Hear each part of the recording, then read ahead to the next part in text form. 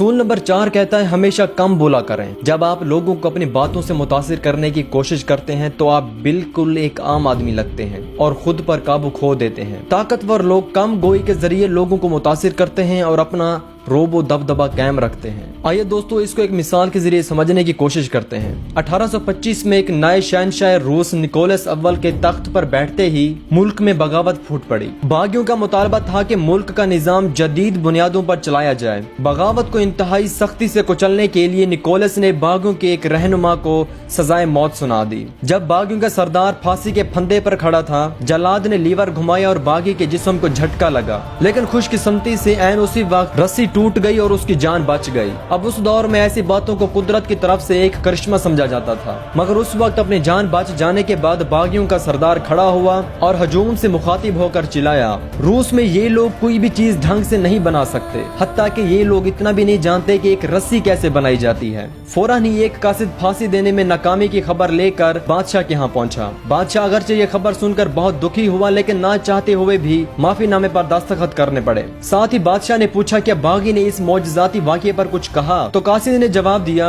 जी जनाब, उसने यही कहा कि रूस में लोग एक रस्सी तक नहीं बना सकते। बादशाह ने कहा, अच्छा तो ऐसी बात है, चलो इस बात को गलत साबित करते हैं। और उसने माफीनामा फाड़ दिया। अगले दिन बागी को दोबारा फांसी दी गई, लेकिन बदकिस्मती से इस बार रस्सी नहीं टूटी और बागियों के सरदार को फांसी हो गई और वो अपनी जान से हाथ धो बैठा। भाई सबक ये है कि एक बार अल्फाज मुंह से निकल जाएं तो फिर वापस नहीं लिए जा सकते। अपने अल्फाज पर काबू रखें।